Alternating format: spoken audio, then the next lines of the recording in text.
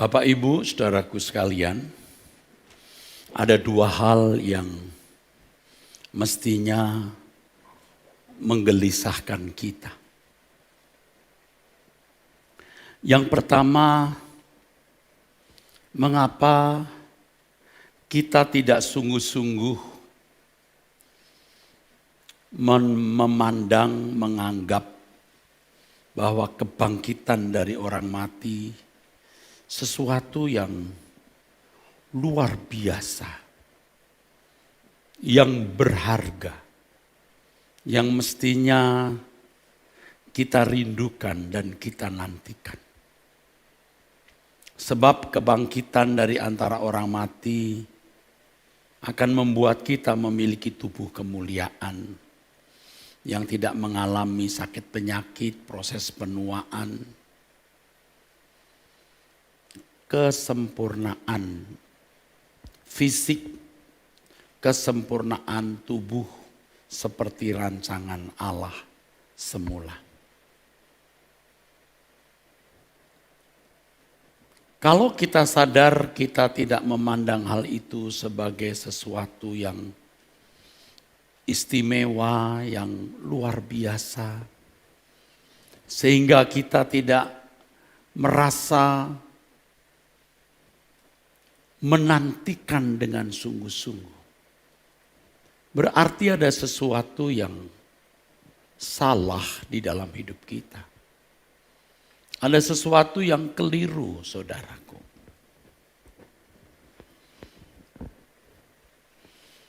Tuhan mengizinkan, Tuhan membiarkan gereja mula-mula mengalami penderitaan yang hebat.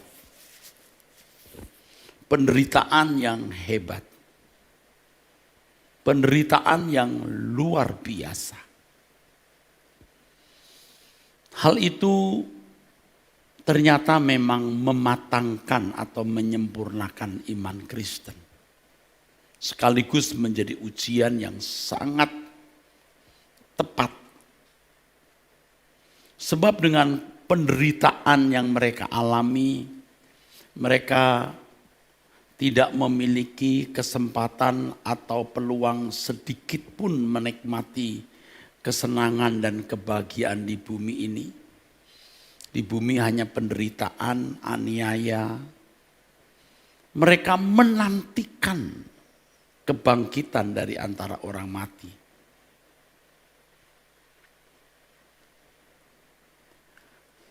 Jadi Tuhan mengkondisi orang Kristen abad mula-mula itu untuk bisa memandang kebangkitan dari antara orang mati sebagai sesuatu yang bernilai, yang berharga. Dan mereka menantikannya, mereka merindukannya. Seperti Paulus. Nanti kita akan membaca ayatnya. Dunia kita hari ini mengkondisi kita untuk tidak menantikan kebangkitan dari antara orang mati. Karena kita bisa menikmati banyak kesenangan, kenyamanan hidup. Sehingga kebangkitan bukan sesuatu yang berharga, bernilai. Dan faktanya hampir-hampir tidak ada orang yang menantikan kebangkitan itu. Tentu saya mempersoalkan dan memperkarakan hal ini di dalam hidup saya pribadi. Saya sebagai pembicara, saya yang menyampaikan firman, saya harus mengalami dan mestinya menjadi teladan. Saya mempersoalkan apakah saya sungguh-sungguh merindukan kebangkitan itu. Dari pergumulan itu saya menemukan satu hal. Kalau kita masih mengharapkan ada kebahagiaan di dalam hidup kita, maka kita pasti tidak menantikan kebangkitan. Kita tidak memandang kebangkitan sebagai sesuatu yang berharga, yang bernilai, yang kita nantikan. Karena banyak hal yang kita harapkan dan kita nantikan dari dunia ini untuk dapat membahagiakan kita. Kalau kita membiarkan kehidupan kita seperti ini, cepat atau lambat kita dapat mengkhianati Tuhan.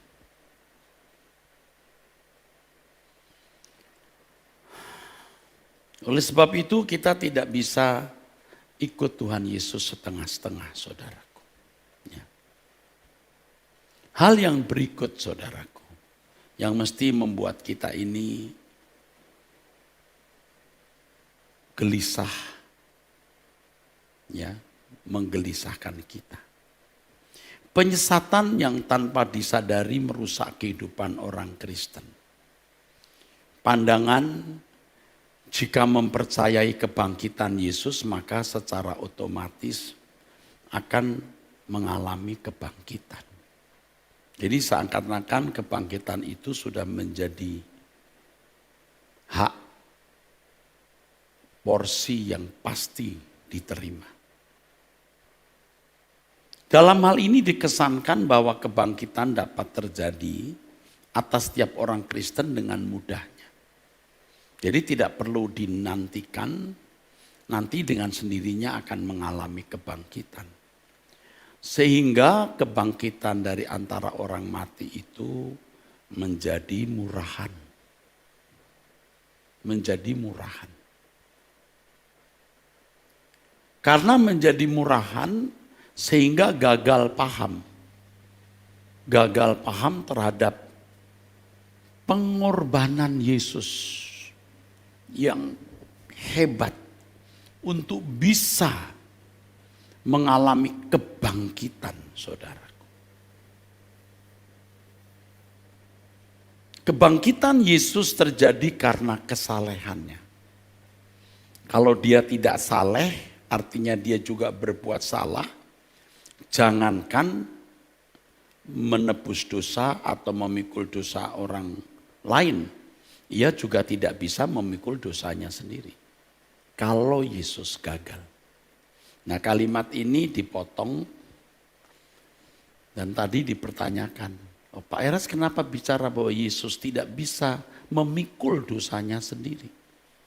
Oh, lihat kalimatnya sebelum, jangan dipotong. Aduh, kenapa ya orang kok nakal ya? Kalau Yesus tidak taat, dia tidak bangkit. Jangankan menebus kesalahan orang, dia juga tidak bisa menebus kesalahannya sendiri. Kalau Yesus tidak taat. Jangan dipotong, saudaraku. Seringkali kita mendengar dari khotbah di mimbar yang disampaikan kepada jemaat. Yaitu karena Yesus telah bangkit dari kematian, maka semua orang Kristen juga akan otomatis dibangkitkan. Padahal Alkitab tidak mengatakan demikian. Alkitab menunjukkan bahwa untuk mengalami kebangkitan, seseorang harus memiliki kehidupan yang pantas atau kehidupan yang layak untuk memperoleh kebangkitan. Dalam hal ini ada syarat yang harus dipenuhi. Sangat jelas dalam kesaksian Rasul Paulus mengenai syarat yang harus dipenuhi untuk mengalami kebangkitan. Di dalam Filipi pasal 3, ya, Filipi pasal 3, saudaraku.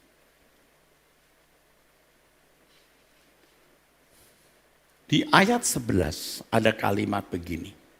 Supaya aku akhirnya beroleh kebangkitan dari antara orang mati. Supaya aku akhirnya beroleh kebangkitan dari antara orang mati.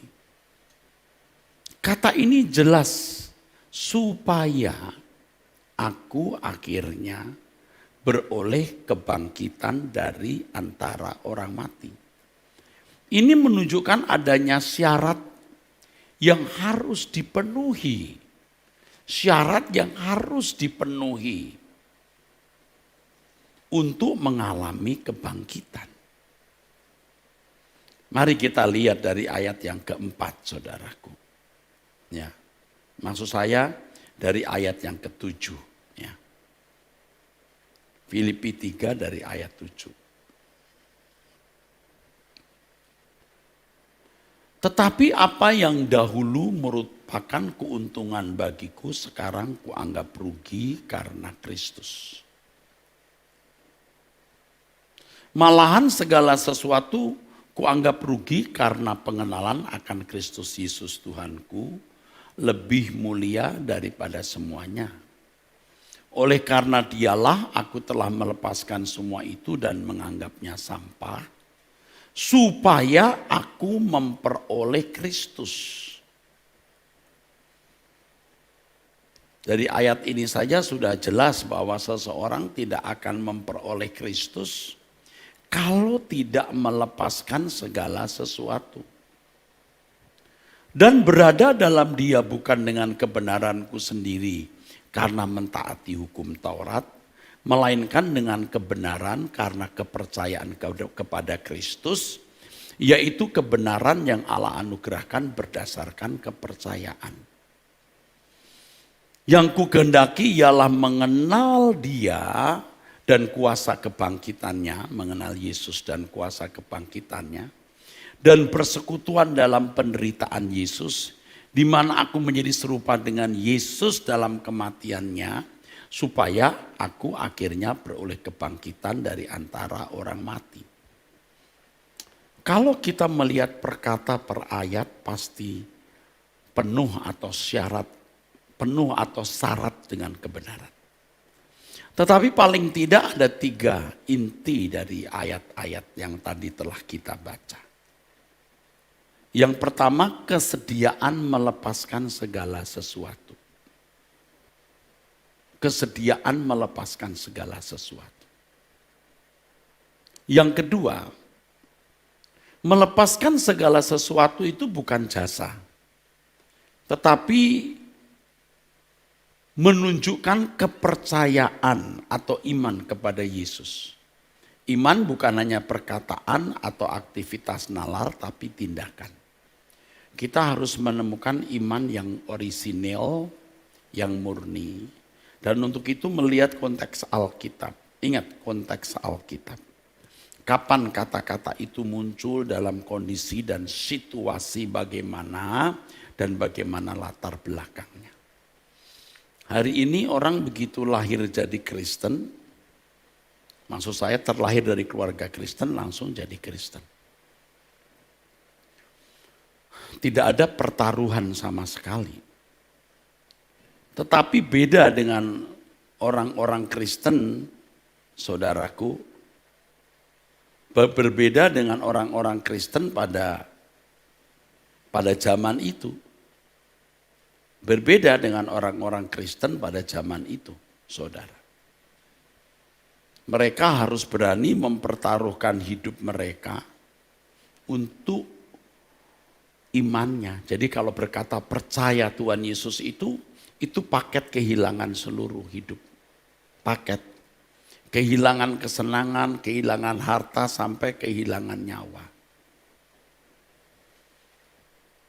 Jadi satu, kesediaan melepaskan segala sesuatu, dan itu bukan jasa, tetapi merupakan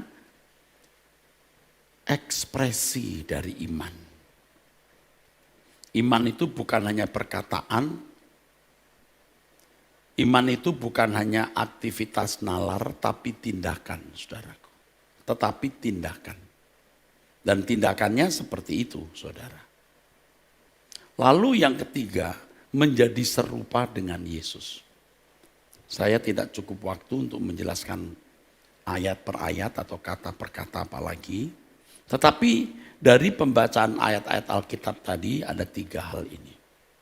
Dan ini syarat yang harus dipenuhi supaya aku beroleh kebangkitan dari antara orang mati. Kesediaan melepaskan segala sesuatu, jadi sudah tidak punya apa-apa, pasti kebahagiaannya telah diletakkan sepenuhnya pada penyataan kedatangan Tuhan. Melepaskan segala sesuatu jangan kita pandang sebagai jasa, itulah iman. Jadi kalau seseorang belum melepaskan segala sesuatu, dia belum beriman. Nah, kalau kita melihat hari ini orang menjadi Kristen karena KTP, lahir dari keluarga Kristen, karena menikah dengan orang Kristen lalu terbawa beragama Kristen, itu semua Kristen gadungan. Itu Kristen palsu. Dan tidak mungkin menjadi serupa dengan Yesus. Mereka tidak mungkin dibangkitkan. Tidak mungkin dibangkitkan.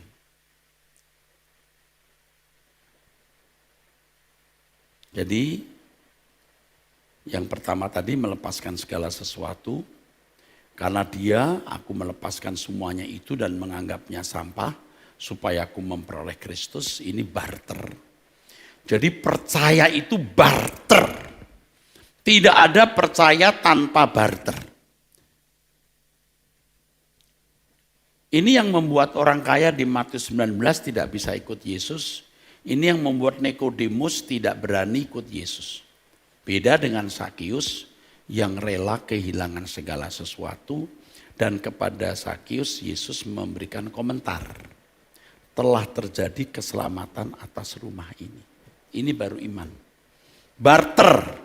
Ketika Sakius memberikan separuh hartanya kepada orang miskin, dan jika ada orang yang pernah dia peras, dia kembalikan 4 kali lipat. Dan berada dalam dia bukan dengan kebenaranku sendiri karena mentaati hukum Taurat, melainkan dengan kebenaran karena kepercayaan kepada Kristus, yaitu kebenaran yang Allah anugerahkan berdasarkan kepercayaan. Supaya tahu, saudaraku sekalian, melepaskan segala sesuatu ini bentuk daripada iman. Bukan melakukan hukum dulu. Sebab Kristen itu proyeksinya nanti melakukan kehendak Allah. Sempurna seperti Bapa. Ya. Jadi harus rela kehilangan segala sesuatu baru dituntun Tuhan. Bukan hanya mampu melakukan hukum, tetapi mengalami perubahan kodrat. Bisa berbuat segala sesuatu selalu sesuai dengan pikiran perasaan Allah. Ya. Melepaskan segala sesuatu itu iman itu, saudara. Bukan jasa. Ya. Ini kebalikan dengan hukum Taurat yang melakukan hukum supaya dipahalai. Yang kukendaki ialah mengenal Yesus dan kuasa kebangkitannya dan persekutuan dalam penderitaannya, di mana aku menjadi serupa dengan Yesus dalam kematiannya, supaya aku akhirnya beroleh kebangkitan dari antara orang mati. Saudara, jelas ini runtut sekali deret-deret ini, saudara. Jadi sangat keliru, menyesatkan. Kalau dikesankan bahwa karena Yesus mengalami kebangkitan, kita juga mengalami kebangkitan. Kita siapa? Kita yang mana? Jadi saudara jangan merasa nanti pasti dibangkitkan, belum tentu. Ada syarat yang harus dipenuhi supaya aku akhirnya beroleh kebangkitan dari antara orang mati. Saudara jelas kembali ke Alkitab. Kalau back to the Bible itu kembali ke Alkitab. Bukan kembali kepada tokoh A, tokoh B pada zaman sejarah gereja dengan pandangan teologianya yang sekarang menjadi begitu solid dalam ajaran banyak gereja. Kita back to the Bible. Maka saudara, kalau mendengar khotbah saya, nyaris saya tidak pernah menyinggung pandangan si A, pandangan si B. Tapi kalau saudara membaca di media sosial, perdebatan-perdebatan teologi, ini pandangannya Anu yang dulu sudah dianggap sesat. Jadi kalau pandangannya mirip, nyerempet, sesat. Dasarnya bukan Alkitab itu, dasarnya itu pandangan teologi. Ini namanya mensakralkan doktrin, mensakralkan teolog. Mensakralkan konsili pun tidak boleh. Karena Alkitab itu memiliki otoritas di atas teolog, pandangan gereja, doktrin, bahkan konsili. Konsili itu artinya pertemuan tokoh-tokoh gereja yang merumuskan doktrin. Kita tidak mau terikat dengan rumusan mana. Saya bersyukur Tuhan mempercayai GSKI ini. Supaya saya merdeka dalam mengajarkan kebenaran. Dan saudara harus ingat bahwa GSKI itu berdiri bukan 1 hari, 1 tahun, bukan setahun, 3 tahun, 4 tahun. Ya, dari tahun 1988 saya merintis. Maksud saya mulai, saya pribadi ya, dari jemaat yang 16 orang. 16 orang.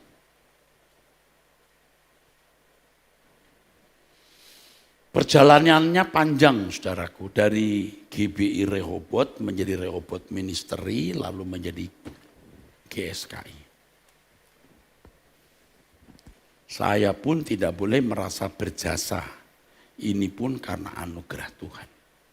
Tetapi tentu saya sudah melewati kepedihan, kelelahan, air mata, ya ibaratnya darah, berdarah-darah. Tetapi itu bukan sesuatu yang membuat saya merasa bangga, tidak. Ini perjalanan belum selesai, saudaraku, belum selesai. Kita harus terus bertumbuh ya, untuk bisa benar-benar mencapai tujuan iman kita. Jadi ada syaratnya. Syaratnya ini, jadi tidak ada pandangan teologi manapun yang kita jadikan dasar. Bersyukur saya menjadi ketua sinode atau gembala sinode. Dan saya tetap pada prinsip yang saya merasa peroleh dari Tuhan. Mau ikut, tidak mau ikut ya sudah. Dalam damai sejahtera. Dan saudara, saya harap bisa membaca keadaan ini dengan nurani ya. Apakah yang saya sampaikan ini kebenaran atau bukan. Kita back to the Bible, Tidak pandangan teologi mana, doktrin ajaran gereja mana atau konsili. Ya. Oke. Apa yang dikemukakan Paulus dalam suratnya sama yang dikemukakan oleh Petrus dalam suratnya. Kita lihat sejajar. 1 Petrus pasal 1 dari ayat yang kelima. Kalau kita membaca dari ayat yang ketiga, ya saudara. Saudara masih bersama saya? Saudara masih bersama saya? Ke gereja itu belajar Alkitab. Sekolah Alkitab yang benar itu gereja.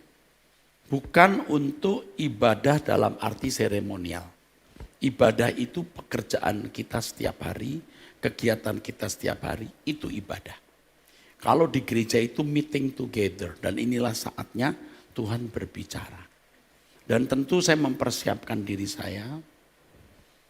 saya secara pribadi, dan saya mempersiapkan juga secara konseptual di dalam catatan.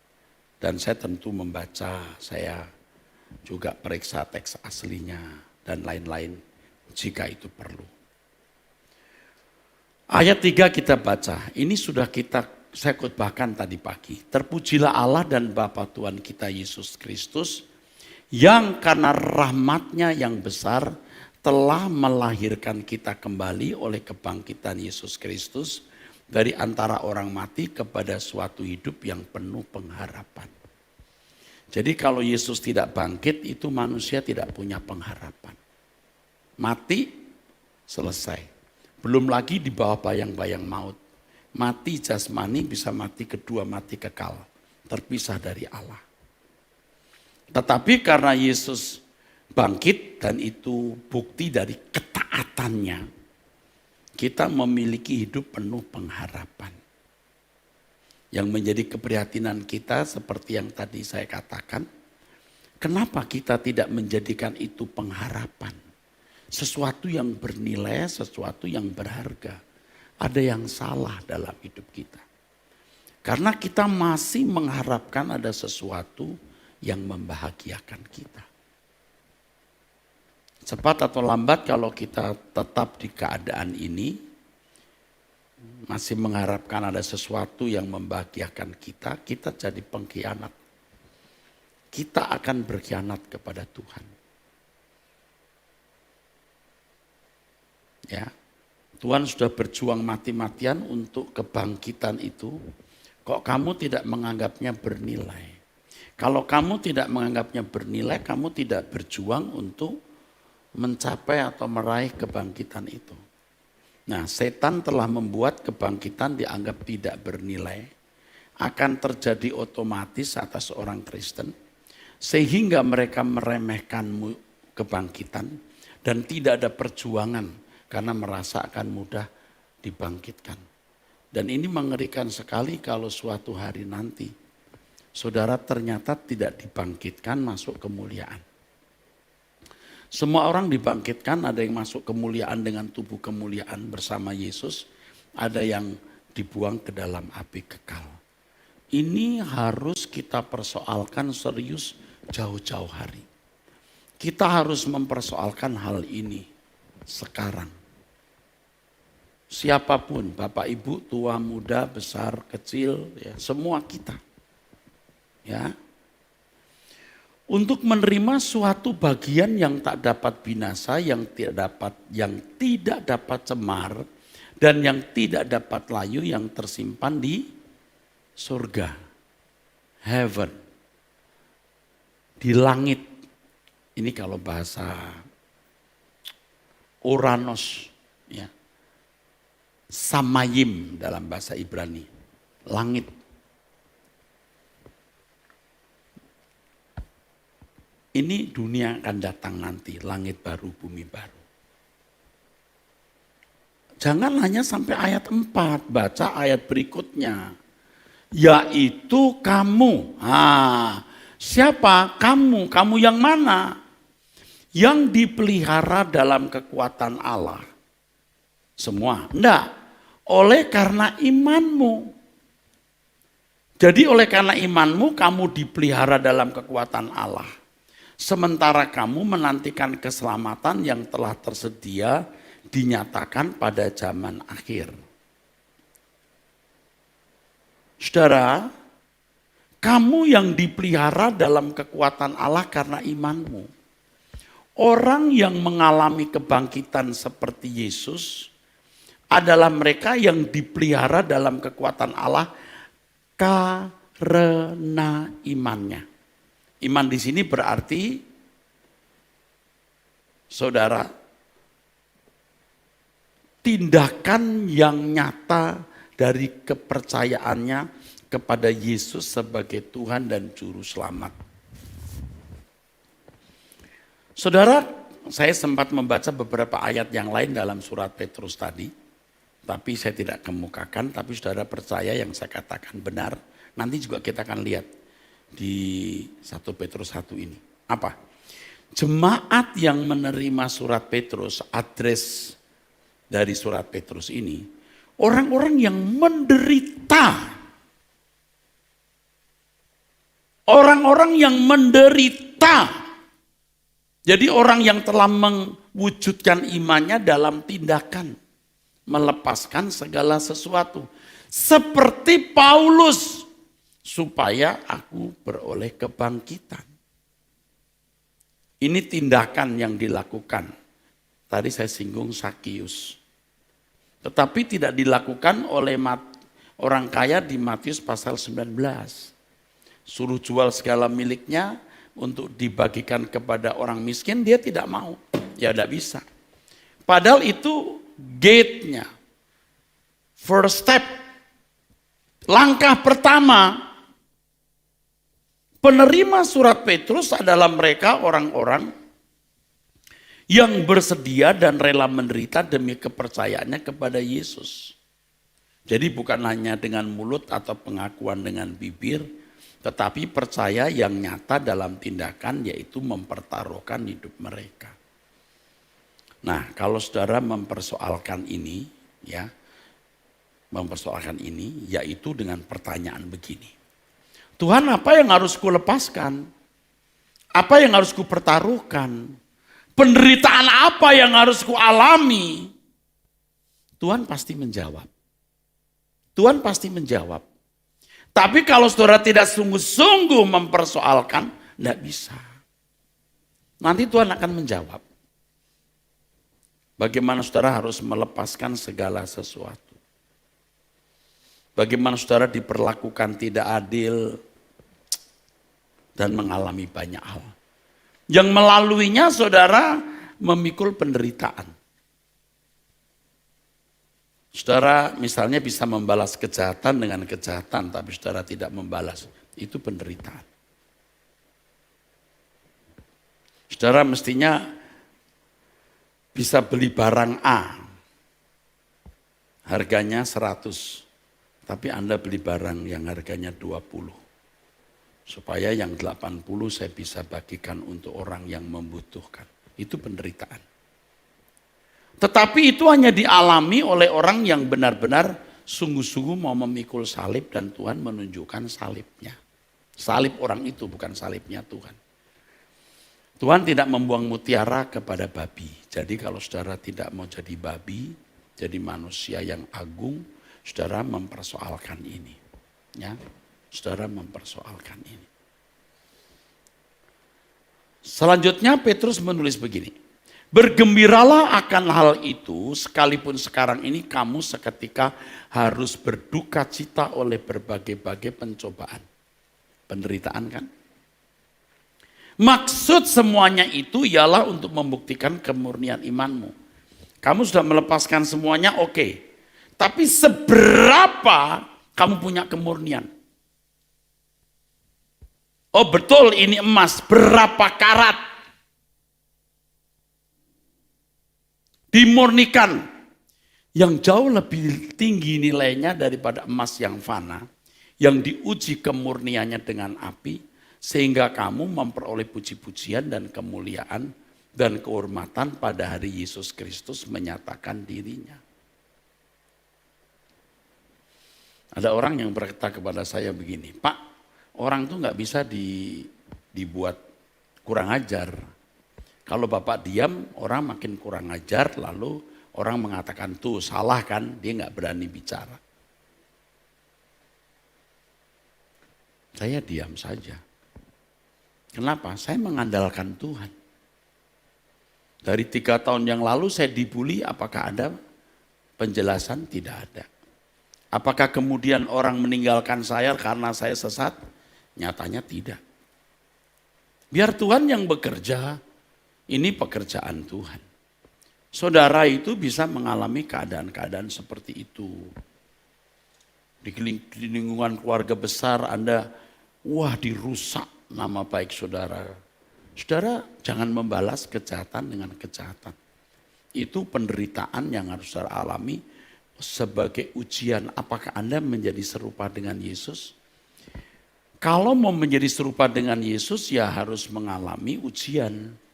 Kalau Yesus itu logam mulia harus dipanasi sekian lama dengan derajat sekian tingginya. Saudara pun harus mengalami pengujian itu. Sehingga kamu memperoleh puji-pujian dan kemuliaan dan kehormatan pada hari Yesus Kristus menyatakan dirinya. Tadi waktu saya mau ke sini saya berkata kepada salah seorang yang bersama saya. Tidak tahu kenapa nyeletuk. Saya ini kayak gak semangat. Nah, kenapa Pak? Tawar. Nah kok begitu? Saya enggak tahu mau nyari apa hidup ini. Mau nyari apa lagi. Tentu yang akhirnya yang saya cari ini saudaraku. Puji-pujian dan kemuliaan dan kehormatan pada hari Yesus Kristus menyatakan dirinya.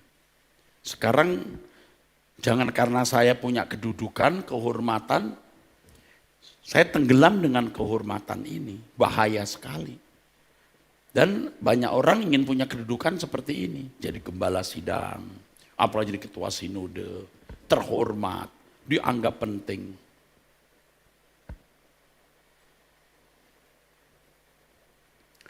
Saya mengerti apa yang ada di hati saya mengenal diri saya sendiri. Saya sudah sering bertobat, ampuni kesombonganku Tuhan. Kesombongan tidak harus diucapkan atau dalam perilaku yang kelihatan, sikap hati saja. Suara hati sudah jadi kesombongan. Saya berulang-ulang, Tuhan ampuni kesombongan. Kita menikmati puji-pujian, kemuliaan dan kehormatan dari manusia itu maknyus. Dan ini yang membutakan, tidak usah jemaat ya, pendeta-pendeta. Maka ada keributan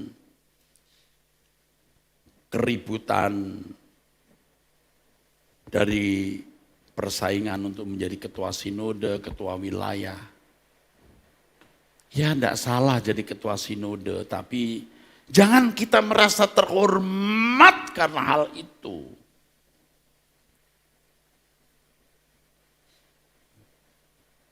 Jadi pada waktu saudara menjadi seseorang sambuan, lalu orang memuji saudara, saudara menikmatinya, saudara tidak menderita untuk Tuhan. Saudara harus anggap itu bukan nilai. Kedudukan itu karena tanggung jawab, bukan karena kehormatannya. Penerima surat Petrus ini orang-orang yang benar-benar telah melepaskan dirinya dan rela menderita sebagai wujud ekspresi imannya.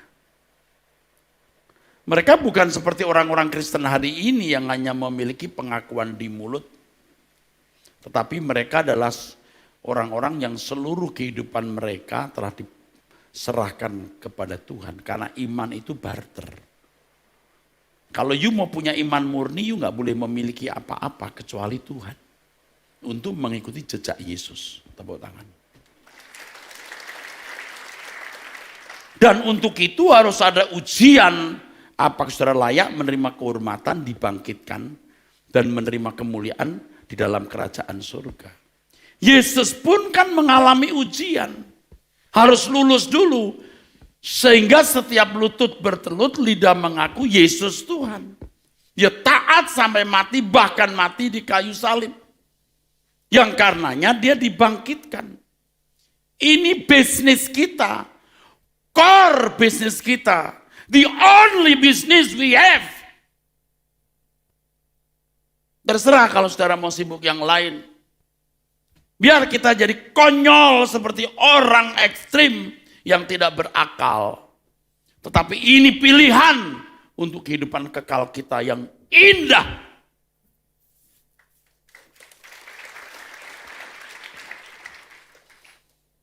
Jangan ada yang menarik selain ini. Saya manusia seperti saudara yang kadang-kadang bisa terbawa untuk melihat sesuatu yang menurut saya bisa membuat saya semacam ya istirahat atau kenyamanan. Saya belajar. Erastus hari ini bukan Erastus 2 bulan yang lalu. Bahkan bukan Erastus bulan lalu. Apalagi tidak setahun lalu, 2 tahun lalu, 3 tahun lalu. Saya mau berubah terus.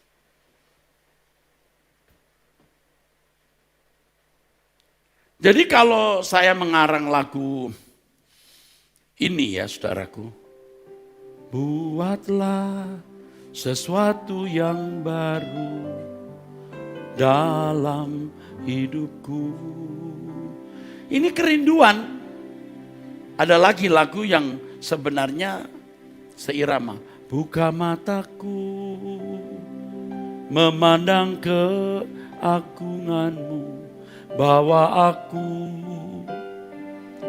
ke tempat yang lebih tinggi, beri aku mengalami kemuliaan-Mu. Bapa, buka mata rohaniku ini, ku saksikan yang tak pernah ku saksikan, ku alami yang tak pernah ku alami, beri aku mengalami kemuliaan-Mu. Bapa, buka mata rohaniku ini. Pak, kalau berubah nggak usah bilang-bilang. Loh, saya memberitahu saudara supaya saudara ikut saya, berubahlah. Karena saya ini juga orang yang harus diubahkan terus. Pada dasarnya basic karakter saya juga brengsek. Bisa lebih brengsek dari sebagian saudara. Tapi Tuhan mau ubah kita. Dan saudara mestinya bisa mengikuti perubahan saya. Dan mestinya bisa membaca dan merasakan. Dari khotbah saya, dari waktu saya berdoa, waktu saya menyanyi. You feel it. You feel it. Anda merasakan itu. Dan kalau saudara sudah mulai jenuh mendengar khotbah saya, ini khotbah kok gak robah-robah ya? Kok saya jenuh ya dengan doa bersama ini? Kok itu lagi, suasananya sama. Jangan bersama lagi saya. Pasti ada yang gak beres dalam hidup saya. Tapi saudara melihat bagaimana doa kita makin hidup. Ada kuasa kegelapan pasti bereaksi. Nanti akan makin dahsyat lagi. Makin dahsyat. Begitu Anda masuk ruangan ini sudah merasakan getar kehadiran Allah. Atau kabut kemuliaan Allah.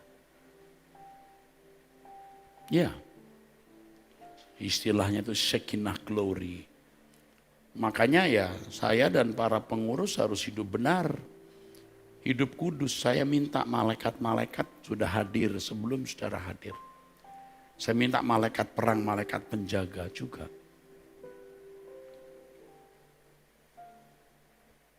Iya saudaraku. Jadi saudara mestinya juga mau berubah. Kalau saudara berubah, karena saya berubah, khotbah saya juga berubah, saudara meningkat bersama saya. Amin. Tapi kalau saudara tidak berubah, saudara akan menilai saya yang enggak. Ya enggak masalah. Pokoknya kita akan menyelesaikannya di pengadilan Tuhan. Dan itu bisa kapan saja. Daging saya kadang-kadang bicara begini, tapi itu enggak boleh. Kiranya perang dunia ketiga terjadi secepatnya. Ayo. Kita rame-rame di pengadilan Tuhan. Itu jadi jahat saya. Karena kemarahan kita kepada orang-orang tertentu, kita mau lihat ya celaka nanti. Kamu kok jahat banget sih. Nah kamu rasain nanti. Tapi itu kan jahat jadinya kita. Belum lagi saudara-saudara yang belum siap menghadap pengadilan tata Kristus. Sebagian saudara ini belum siap loh. Anda belum menyelesaikan masalah kejujuran, masalah perzinahan, masalah kebencian, masalah dendam. Belum. Saldonya masih ada. Saya mesti khotbah tadi Pak Nyoman, saya bicara dengan Pak Nyoman. Tadi pagi itu khotbah ada beberapa butir yang tidak clear sebenarnya Pak. Belum clear menurut saya. Tapi petanya sudah lengkap betul. Tapi resolusinya harus saya buat tajam lagi. Soal saldo itu. Itu harus dijelaskan ulang. You punya saldo dosa enggak? Oh enggak ada Pak. Iya kamu mobilmu belum diserempet orang. Jadi belum ketahuan saldonya. Saya sekarang sabar Mbak, Pak, enggak seperti dulu. Berapa saldonya? Udah enggak ada. Oh belum tentu. Kamu belum disakiti orang, jadi belum kelihatan temperamentalmu. Begitu disentuh, muncul. Nah, ini saya khotbahkan nanti ya. Kapan-kapan ya ingetin saya, pengurus. Lalu Petrus menulis begini, sementara kamu menantikan keselamatan yang telah tersedia untuk dinyatakan pada zaman akhir. Menantikan keselamatan. Loh, apa kita belum selamat, Pak? Keselamatan itu harus dilihat dari 3 dimensi. Dimensi masa lalu pasti, yaitu kematian Yesus di kayu salib memikul semua dosa manusia. Dari dosa Adam, manusia terakhir, sampai dosa manusia terakhir nanti. Dari Adam, manusia pertama, sampai manusia terakhir. Ya, dipikul. Sudah selesai. Tidak perlu juru selamat lain. Tidak ada utusan lain. Hanya Yesus Kristus. Dan Tuhan mengatakan, engkau satu-satunya Allah yang benar dan Yesus aku yang kau utus. Selesai. Tidak ada keselamatan di luar Kristus. Itu harga mati. Harga mati. Tidak ada keselamatan di luar Kristus. Hanya Kristus yang menebus dosa manusia. Lalu keselamatan ditinjau dari dimensi waktu sekarang. Anda mengerjakan keselamatan itu. Yaitu bagaimana mengalami perubahan. Oke? Jika Anda mengerjakan ini dengan benar, maka Anda akan menantikan keselamatan yang tersedia untuk dinyatakan pada zaman akhir. Yaitu ketika kita dibangkitkan dan dimuliakan bersama Tuhan. Ini core bisnis kita. Ini bisnis kita satu-satunya. Tidak ada yang lebih dari ini. Orang-orang yang layak dibangkitkan adalah orang-orang yang menantikan keselamatan yang akan dinyatakan pada zaman akhir. Nanti orang akan berkata kepada saudara yang terus bertumbuh dan berubah. Begini ngomongnya kira-kira. Kamu ini kayak orang kurang kerjaan dan tidak realistis. Kita hidup sekarang, bukan hidup di zaman akan datang. Hari ini ya jalani hari ini. Apalagi itu langit baru, bumi baru. Tidak jelas. Bagi dia tidak jelas, bagi kita di depan mata.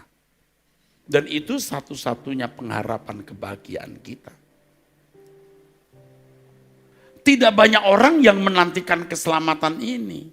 Sebab mereka tidak mengerjakan keselamatan ini dengan takut dan gentar.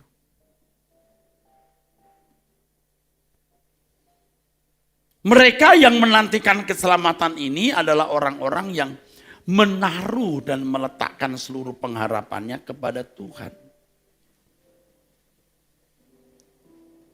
Lalu saudara, perhatikan kalimat Petrus berikutnya ini. Sekalipun kamu belum pernah melihat dia, namun kamu mengasihi dia. Kamu percaya kepada dia sekalipun kamu sekarang tidak melihatnya. Kamu bergembira karena sukacita yang mulia dan yang tidak terkatakan. Karena kamu telah mencapai tujuan imanmu, yaitu keselamatan jiwa.